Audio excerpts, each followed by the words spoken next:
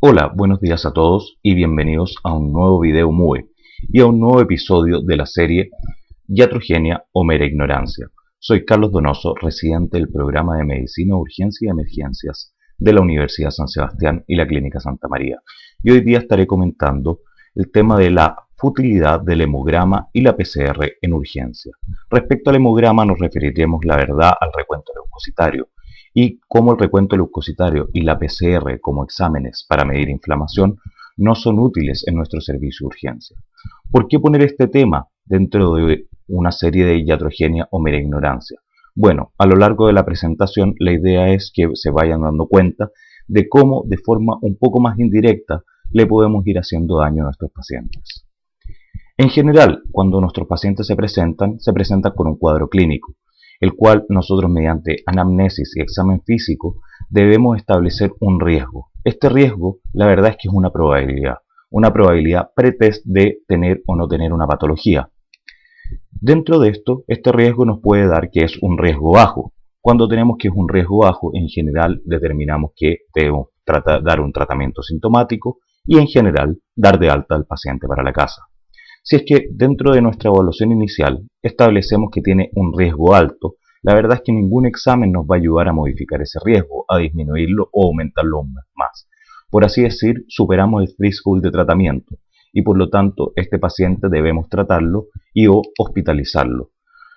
Otra cosa es que empleamos exámenes en ese momento para ir haciendo una curva de seguimiento durante la hospitalización, pero la decisión de partir el tratamiento u hospitalizarlo ya está tomada. ¿El problema cuándo nos viene? El problema nos viene cuando tenemos un riesgo o una probabilidad pretest intermedia. Este es el caso en el que necesitamos ayuda. ¿Qué ayuda? En general necesitamos exámenes, pero no cualquier examen. Necesitamos exámenes justamente que modifiquen este riesgo intermedio. Necesitamos exámenes que nos lo modifiquen o disminuyan el riesgo a fin de pasarlo a un riesgo bajo y poder dar de alta a nuestro paciente con un tratamiento sintomático, o todo lo contrario, nos confirmen la enfermedad o nos modifiquen el riesgo y lo dejen en un riesgo alto, a fin de iniciar tratamiento y hospitalizar para estudio. No nos sirve de nada pedir un examen que nos dejase donde mismo, en un riesgo intermedio. Pero, ¿cuál es el problema? El problema está aquí. Nuestros pacientes llegan, están unas cuantas horas en nuestros servicios de espera, 2 a 6 horas si somos optimistas en nuestro servicio de espera, al menos público de nuestro país, y principalmente dentro de los pacientes llegamos, lo vemos, lo examinamos y establecemos estos pacientes de riesgo intermedio. El problema está justamente ahí. Si en el riesgo intermedio tenemos que solicitar exámenes. ¿Y qué es lo que pasa habitualmente dentro de o lo que vemos día a día en los servicios de urgencia, al menos de nuestro país, manejados por personas inexpertas o con poca formación en el área de urgencias? En general, el problema está en que se piden exámenes que no definen conducta ni modifican el riesgo. O al menos, ya que son exámenes que no definen conducta, no debiesen, o sea, que son exámenes que no modifican el riesgo, no debiesen de definir conducta. Porque, ya veremos, cuando tomas conductas en base a algo que no te modifica el riesgo, cometes errores. A modo de ejemplo, este riesgo intermedio aquí para una cosa didáctica lo estableceremos de una probabilidad de 1 en 10. ¿De qué? De tener la patología.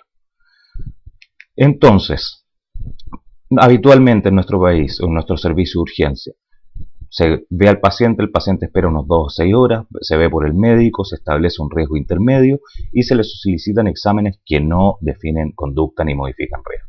1 a 3 horas después aparece el resultado de los exámenes.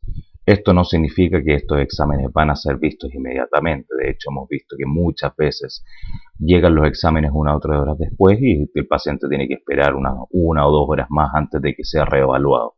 Pero en fin, ¿qué opciones tenemos cuando llegan estos exámenes? La primera opción es que estos exámenes salgan negativos y el paciente, por un tratamiento sintomático que se le dejó inicialmente, tenga una resolución transitoria de esos síntomas.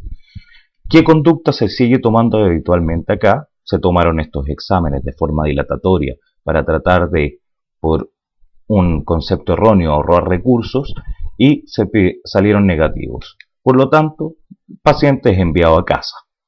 ¿Cuál es el problema? Los exámenes inicialmente no modificaban el riesgo, por lo tanto seguimos teniendo un riesgo de 1 en 10 de una patología importante. Entonces, 9 de cada 10 no van a tener problemas, no va a pasar nada. Pero ese mismo 1 en 10 se complica en la casa. ¿Y qué pasa cuando se complica? Vuelve a nuestro servicio de urgencia. El problema está en que vuelve y vuelve. Uno, se complicó, perdimos la ventana terapéutica del paciente. Un paciente que probablemente, que tal vez hubiese necesitado un tratamiento en domicilio o un tratamiento inicialmente hospitalizado en una sala de baja complejidad, se complica, vuelve grave, con posibilidad aumentando su morbimortalidad y más aún vuelve con una mayor necesidad de recursos. Esta vez, si el caso inicial era que lo íbamos a mandar para la casa con tratamiento, esta vez ya complicado, probablemente lo vamos a tener que hospitalizar. Y si es que el caso era que ya era una patología o un estado que requería una hospitalización en una sala de baja complejidad, va a llegar con una necesidad de atención y cuidados en una de mayor complejidad, sea en una unidad intermedio, UCI, ocupando varios días estas unidades y muchos más recursos. Por lo tanto, claramente, este es un error de concepto y un error de pensamiento, pero lo vemos todos los días en nuestros servicios de urgencia. ¿Cuál es la otra opción? La otra opción es que estos exámenes que no definen conducta, no modifican riesgo, 1 a 3 horas después salgan los resultados y los resultados estén positivos o el paciente tenga persistencia de sus síntomas. Y seguimos donde mismo, igual que en el caso anterior. Seguimos con una probabilidad de 1 en 10, por lo tanto, ¿qué se tiende a hacer ahora en nuestro servicio de urgencia cuando tenemos esta situación? Recién en este momento es cuando pedimos los exámenes que sí modifican el riesgo de la enfermedad. 1 a 3 horas más y tenemos los resultados. Cuando tenemos los resultados, recién aquí podemos descartar la enfermedad y darlo de alta al paciente con seguridad, o confirmar, o generar la hospitalización y o el tratamiento definitivo. Por lo tanto, siendo muy optimista, 2 a 6 horas después, sin contar el tiempo que el paciente estuvo esperando en el servicio de urgencia, estamos definiendo la conducta o qué haremos con nuestro paciente. O sea, al menos el doble de tiempo del que necesitaríamos. Y este es otro problema, ya que claramente, si es que estamos ocupando el doble de tiempo, estamos fomentando que nuestros pacientes se congestionen en nuestro servicio de espera, que se compliquen, que tengan mayores horas y que no los veamos antes de ser vistos. Todo esto viene de un error de concepto que ya lo comenté al principio. ¿Por qué estamos pidiendo estos exámenes iniciales que no definen conducta ni modifican riesgo de enfermedad? Todo viene probablemente de un error aquí de pensamiento en el cual se piensa que los exámenes que sí modifican el riesgo, como puede ser un escáner, un examen de imágenes, una ecografía u en otros casos algunos exámenes de sangre un poco más costosos, implican mayor gasto de recursos. Por lo tanto, para tratar de ahorrar recursos se piden estos otros exámenes tratando de no hacer los exámenes que sí nos sirven. Pero claramente, como estamos viendo acá, esto implica al fin y al cabo mucho más recursos. Fuera de esto, entonces la gran pregunta es ¿por qué no lo saltamos? Y nos vamos directamente, cuando ya establecimos que tiene un riesgo intermedio, nos saltamos todos estos exámenes inútiles y nos vamos directamente a las cosas que necesita nuestro paciente y nosotros necesitamos para tomar decisiones. Dentro del tema de uso box o tiempo en box, porque justamente ahí les comenté que con estas conductas en general al menos duplicamos el tiempo que está el paciente en el box antes de la toma de decisiones, si esta fuera nuestra sala de espera, no habría tanto problema en cuanto a ese tema. Pero la verdad es que en nuestro país nuestros servicios de urgencia se parecen un poco más a esto. Lleno de ambulancias o pacientes esperando en camillas por ser atendidos. Y nuestras salas de espera se parecen bastante más a esto que a la sala de espera que mostré al principio. Donde no sabemos si ese paciente de ahí está teniendo un infarto, patología tiempo dependiente, cual cada minuto y cada hora se va complicando aún más.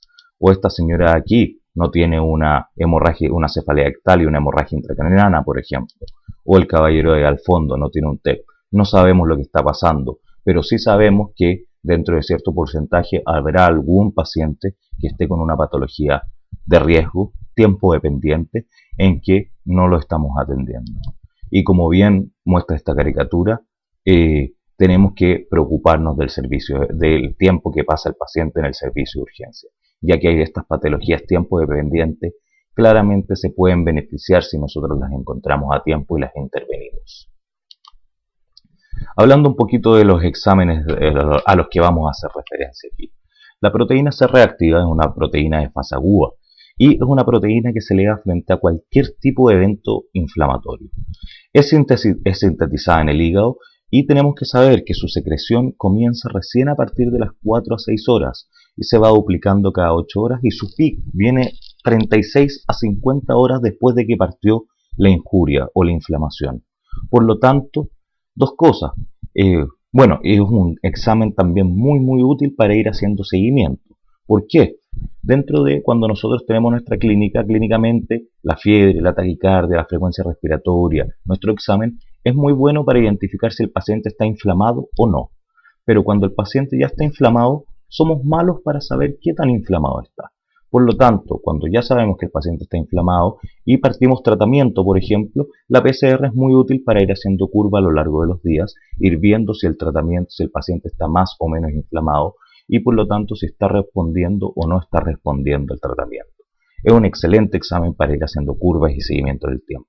Pero el problema está que en el servicio de urgencia tenemos solo un momento en el tiempo y por lo tanto debemos tener claro que esta foto en el tiempo más encima no es una foto del presente, del estado exactamente actual, porque como le dije, se eleva a las 36 a 56 horas y se produce el pic del estímulo. Por lo tanto, es una foto del pasado, del tiempo de hace algunas horas, incluso un día, 2 días atrás. Por lo tanto, es un muy mal examen para tomar decisiones en el ahora ya o en el servicio de urgencia. Más aún, les quería contar aquí un caso de que nos llegó hace algunos días. Llegó un paciente bastante grave al reanimador y la verdad tenía una presentación muy atípica, en el cual estaba la disquiescencia o la duda diagnóstica de si el paciente se estaba presentando con un shock anafiláctico o con un shock séptico con un eritema tóxico. Dentro de todo el cuadro llevaba 4 o 6 horas de evolución. Ya sabíamos que el paciente lo empezamos a tratar, lo íbamos a dejar hospitalizado, le pedimos exámenes para que empezaran a hacer las curvas de PCR, recuento leucocitario y otras, pero dentro de esto, mientras hacíamos el pensamiento y la disquisición, a alguien se le ocurrió sugerir de que probablemente el cuadro era un choque anafiláctico, ya que su PCR estaba en menos de 5, por lo tanto no debía ser infeccioso. La verdad es que nuevamente ahí tenemos un graso error de concepto. El cuadro llevaba muy pocas horas y afortunadamente nosotros ya habíamos hecho el proceso de toma de decisiones correcto. Habíamos evaluado el caso, consideramos que si era un shock séptico, partimos tratamiento, hicimos toda reanimación por objetivos y partimos los antibióticos. Aproximadamente 12 horas después, la PCR de este paciente estaba en 78 y claramente se benefició de haber hecho el proceso de pensamiento correcto. Respecto al recuento leucocitario, es más o menos igual que mide el recuento leucocitario la cantidad de glóbulos blancos que circulan en nuestra sangre.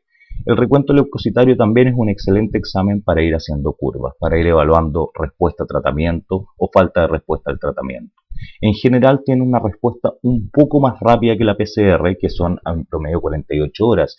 Su respuesta tiende a ser, sus pics en general están dentro de las primeras 24 a 48 horas y no 36 a 56 horas. Pero aún así, nuevamente, es un examen excelente para hacer curvas, pero no nos muestra la realidad y el momento exacto.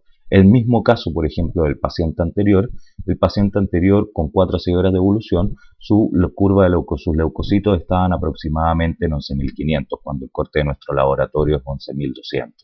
Por lo tanto, asimismo, es un examen excelente para hacer curvas, pero no nos sirve para tomar una decisión en un tiempo. No sabemos si el paciente cuando llega puede estar con un recuento normal, como lo muestra aquí en esta flecha, pero en los próximos días irá en aumento.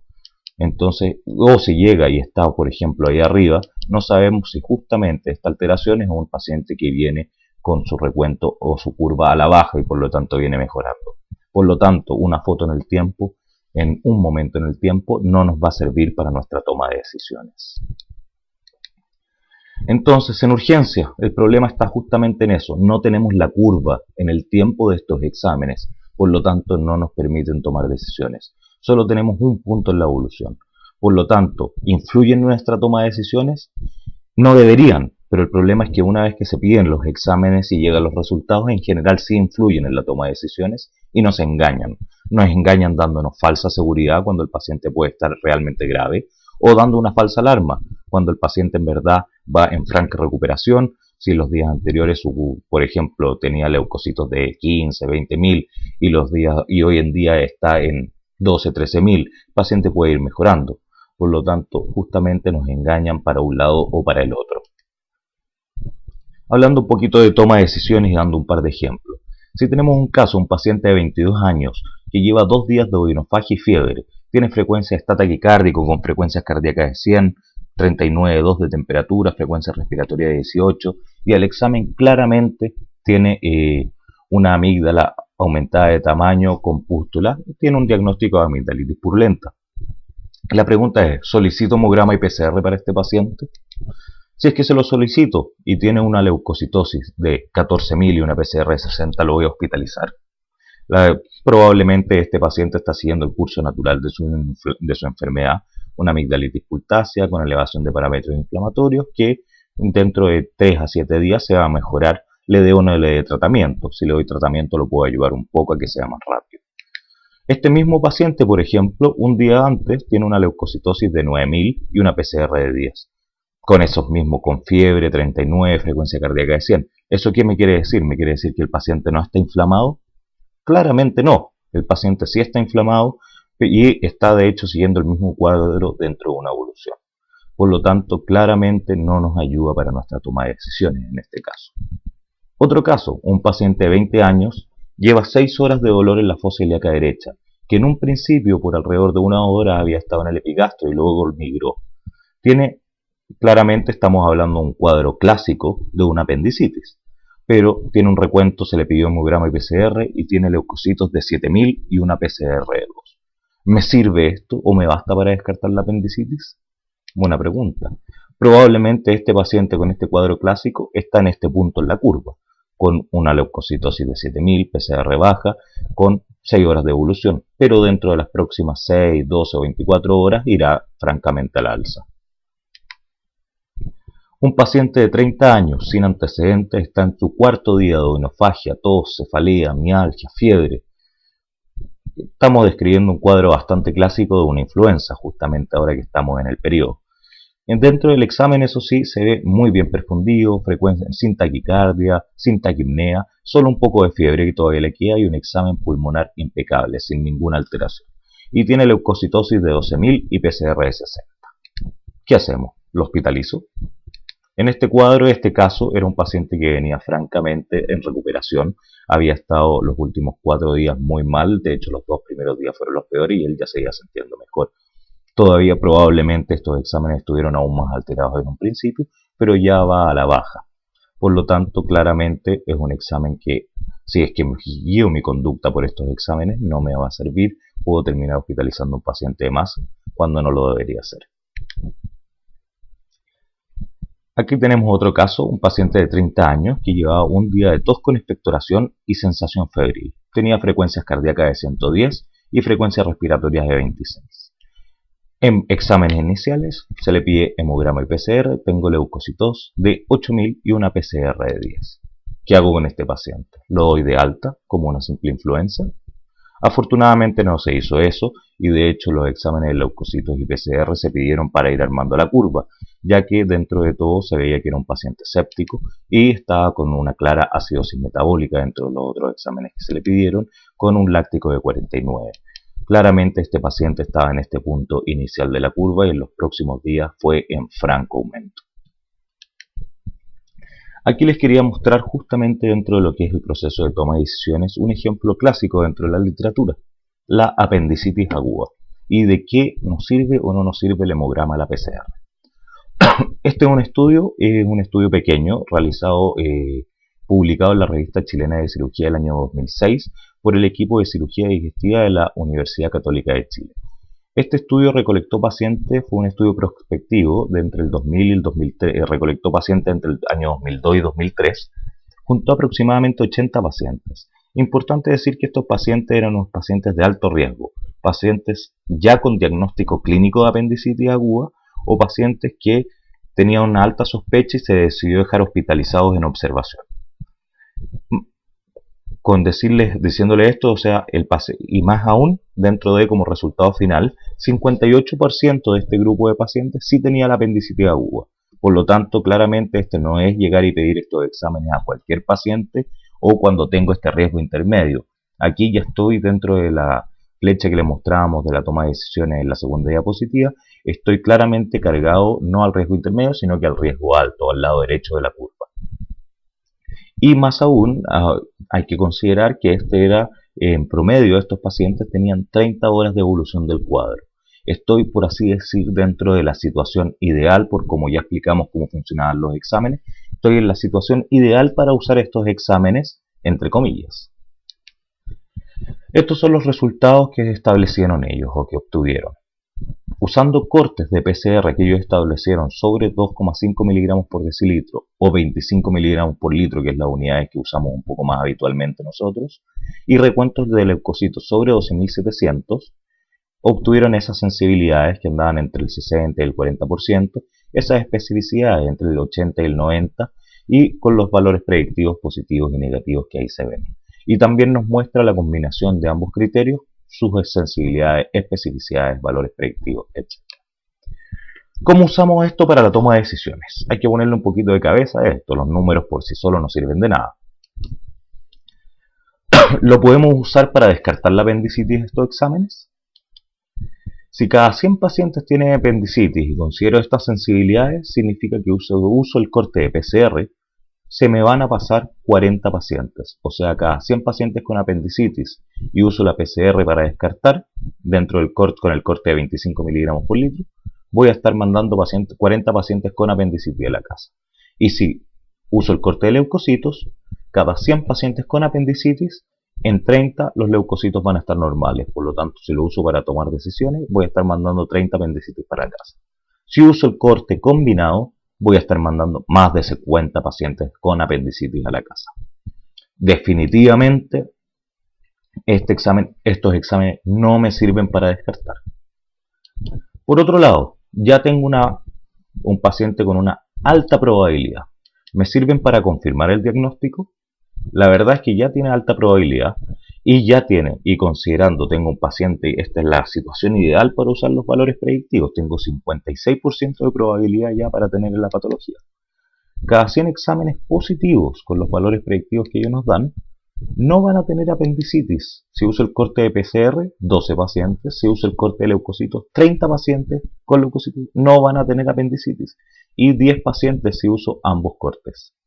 La verdad es que tampoco me está sirviendo mucho para confirmar el diagnóstico, ya que hay muchos que no lo van a tener. Y si veo ahí los índices solo porque se asemejan mucho a los índices de cirugía o apendicectomía en blanco reportados en la literatura previa al uso de exámenes. A todo lo anterior se suma que son cortes ridículamente bajos. La verdad es que, como ya hablamos, el hemograma y la PCR o el recuento leucocitario y la PCR son exámenes inespecíficos que miden cualquier tipo de evento inflamatorio. ¿Qué patologías infecciosas no se pueden presentar con alrededor de 12.700 blancos o más de 25 miligramos por litro de PCR? Justamente para ir mostrándoles un poquito eso mismo, aquí les vamos a mostrar un par de estudios ejemplificadores.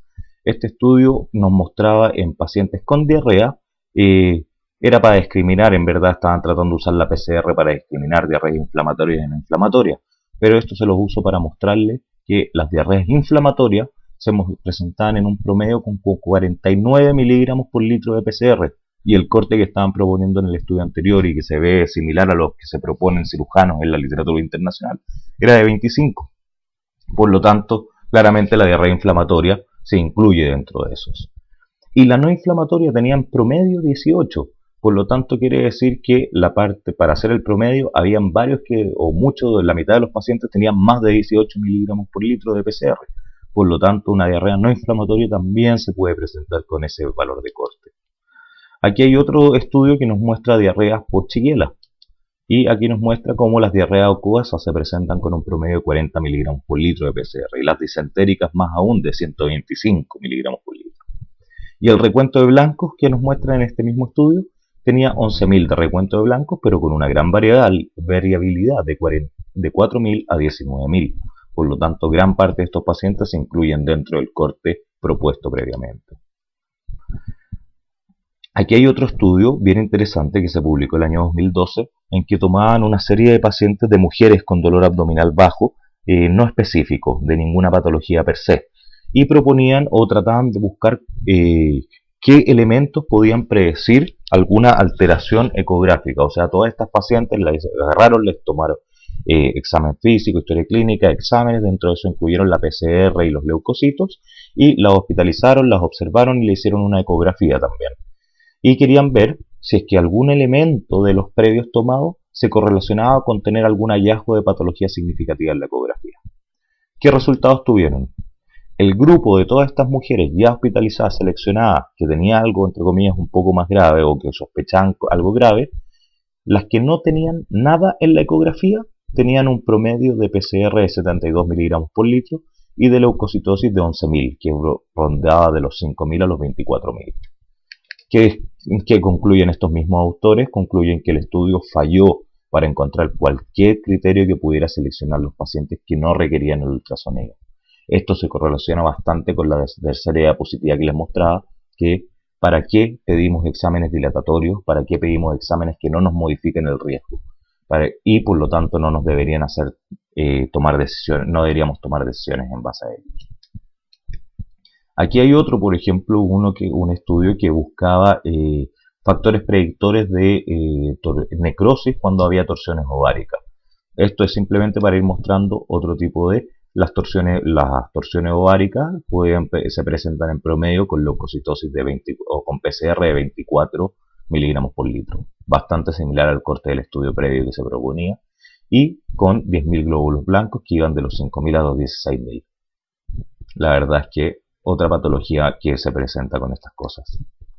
Y este otro nos muestra, era para mostrarles, hacían un seguimiento de la enfermedad inflamatorias intestinales y cómo se comporta su PCR y su leucocitosis a la presentación. La enfermedad de Crohn, el primer episodio que el paciente se presenta con enfermedad de Crohn, en promedio tienen una PCR de 40 miligramos por litro. Y en la colitis ulcerosa una PCR de 20 miligramos por litro. Por lo tanto, aquí tenemos más patologías que se pueden presentar con ese tipo de corte. Así de inespecíficos son estos exámenes, por lo tanto, muy poco influyen o deberían influir en nuestra toma de decisiones. No nos sirven para confirmar enfermedades, no nos sirven para descartar enfermedades en un momento en el tiempo. Tampoco nos sirven para distinguir entre una enfermedad y otra. Por lo tanto, la verdad es que nos van quedando pocas excusas para utilizarlos en el servicio de urgencia, al menos con este fin. Y dentro de otra cosa importante es cómo afecta esto al sistema.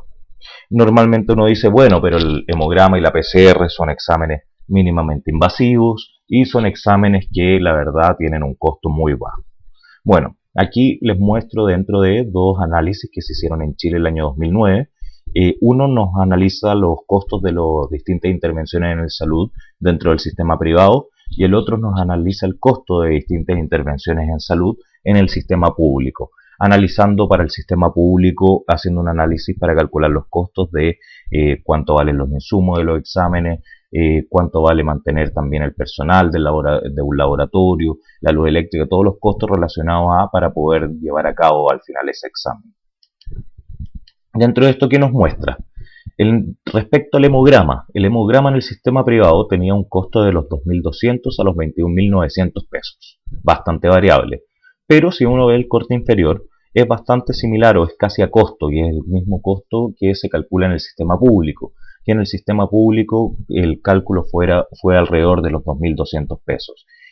Claramente este es el costo en laboratorios que funcionan adosados a centros de salud, que funcionan 24 horas. Respecto a la PCR, el costo en el sistema privado era de 6.780 a 21.000 pesos. Y en el sistema público, dentro de este informe previo, tenía un costo alrededor de 3.000 pesos. Pero en este caso, a diferencia del anterior, que sí se usaron varios centros para calcular el costo y centros que funcionaban 24 horas, en este último caso, el de la PCR, se usó solo un centro y se calculó era un centro ambulatorio que no funcionaba 24 horas, que tenía toma de exámenes sin urgencia, por lo tanto claramente está subvalorado el costo de este. Probablemente no sea más allá que el costo, mucho más allá que el costo mínimo del sistema privado, pero probablemente esté más cercano a los 6.000 pesos que los 3.000 pesos cuando uno lo pide en un servicio de urgencia, en un laboratorio que debe funcionar 24 horas al día.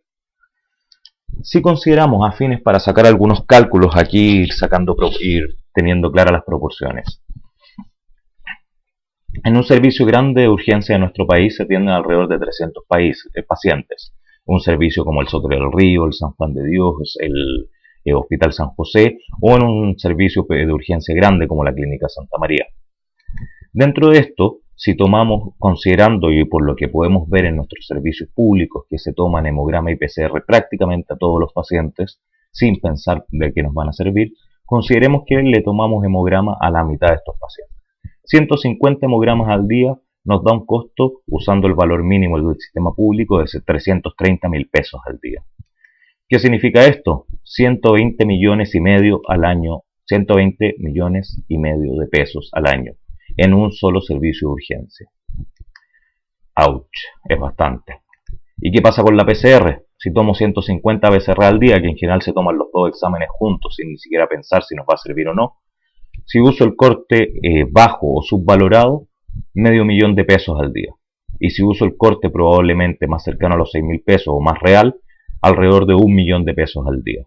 Bastante. Si lo llevo al año, entre 160 y 370 millones de pesos al año, en un solo servicio de urgencia. Todo ese gasto con estos exámenes que parecen insignificantes. Combinado entre cerca de 300 a 490 millones de pesos al año por servicio de urgencia se está gastando. Son números bastante grandes y a veces no nos hacemos la proporción de qué es esto. Y para tratar de dar una proporción o tratar de que hagan una comparación, esto es aproximadamente de 500 a 900 mil dólares cuando combinamos el hemograma y la PCR. Un escáner nuevo de 64 cortes instalado en el lugar, dependiendo de los software de tecnología que traiga, en Estados Unidos vale entre 250 y 500 mil dólares. Dupliquemos el precio para considerar la importación y probablemente estamos al año gastando en hemograma y PCR una cantidad similar a un escáner de 64 cortes. No estoy diciendo que todos los hemogramas y PCR que se toman en los servicios de urgencia sean inútiles, no sirven de nada, pero hay un gran número, y si es que no es la mayoría, que sí lo son, y por lo tanto podemos hacer un gran ahorro al sistema. Por desgracia, vivimos en un mundo en que los recursos son limitados, y si gasto esta enormidad de dinero en cosas innecesarias, estoy dejando de tener recursos para cuando necesito, en verdad, para algo que sí necesito, para algo que los pacientes en verdad necesitan. La verdad es que tenemos que pensar si vamos a seguir solicitando exámenes inútiles, o más bien, si vamos a seguir solicitando exámenes sin pensar si nos sirven o no nos sirven. Por lo tanto, tenemos que pensar y cuestionarnos qué vamos a hacer. Y no está solo el hemograma y la PCR, los perfiles bioquímicos que se piden a tontas a locas, los perfiles hepáticos. Llega un paciente que no sé qué tiene, así que pidámosle de todo. Está en un riesgo intermedio. Está bien, lo justifico para un paciente con un riesgo alto, llega séptico, llega muriéndose, hay que hacer intervenciones inmediatas, pero en un riesgo intermedio, en un riesgo bajo, no se justifica la verdad. Y hay que pensar para qué tomamos los exámenes. Conclusiones. Como conclusión les quería comentar, o los puntos que quiero que se lleven a la casa. La utilidad o inutilidad de un examen dependen básicamente de su interpretación. Justamente les comentaba antes, el hemograma y la PCR son excelentes exámenes para ir haciendo una curva, para ir haciendo seguimiento de un paciente que yo ya sé que está inflamado y le estoy dando tratamiento para ir evaluando cómo va la respuesta al tratamiento, si está respondiendo bien, no está respondiendo mientras aún está inflamado. Pero la verdad es que me sirve de poco en el momento agudo. Por lo tanto, cuando trabajamos en urgencia, trabajamos con un momento en el tiempo, no estamos haciendo estos seguimientos. Por lo tanto, debemos pensar en profundidad acerca del proceso de toma de decisiones y si es que los exámenes que solicitamos o qué exámenes vamos a solicitar para poder influir sobre nuestro proceso de toma de decisiones, para poder influir sobre la toma de decisiones y sobre el riesgo del paciente. Dentro de el hemograma y la PCR, per se, en un momento en el tiempo, no supera a la clínica para determinar si el paciente está inflamado o no. La supera para determinar qué tan inflamado está, pero no si está inflamado o no. Y no nos sirve ni para confirmar, ni para descartar, ni para diferenciar patología. Por lo tanto, no los debemos tomar para eso. Un hemograma me puede servir para otras cosas, me puede servir en un paciente, por ejemplo, que está entre 1 y 2 semanas después de su quimioterapia, para ver si está con neutropenia, me puede servir en un paciente que está con petequias para ver si está trombocitopénico, o en un paciente sangrando para ver si está trombocitopénico, en un paciente que tengo la sospecha de que está con una patología linfoproliferativa para ver cómo va la serie, en un paciente que está con una sospecha de anemia o que está sangrando y quiero ver si tiene anemia, pero no me sirve como examen único en un momento en el tiempo para determinar si el paciente está inflamado o no. Y fuera de eso, que les quede en la mente de lo que hablamos al principio o de las imágenes que vimos al principio, siempre cuando trabajamos en urgencia debemos pensar en el recurso box, tiempo box. Un paciente que está más tiempo en el box innecesariamente está quitándole tiempo necesario a otro paciente que está en nuestra sala de espera. Si tengo un paciente que requiere 2 horas para determinar si tiene o no la patología, ejemplo con la apendicitis, tengo un paciente obeso, gordo, con un dolor en flanco, en fosa ilíaca izquierda, con un poquito de Bloomberg, pero que hay alguna duda, ese paciente no saco nada con pedirle 1000 exámenes, dejarlo 3 horas esperando y después mandarlo a un escáner. A ese paciente lo mando directo a escáner, uso 2 horas el box, determino si se hospitaliza y se va a cirugía o si lo mando para la casa de forma segura, con 2 horas, no con 6, 7, 8 horas. Y eso me permite pasar al paciente que está teniendo en este momento un infarto silente o me permite evaluar al paciente que está con una insuficiencia cardíaca congestiva descompensándose en la sala de espera, el paciente que está con la trombosis pulmonar en la sala de espera, etcétera, etcétera. El recurso Box es precioso, es preciado y es muy importante. Y la sala de urgencia también, aunque no la veamos, es nuestra responsabilidad. Bueno, eso sería todo por hoy. Buenas noches a todos y los esperamos ver en otro video MUE y en otro episodio de la serie Iatrogenia o Mera Ignorancia. Hasta luego.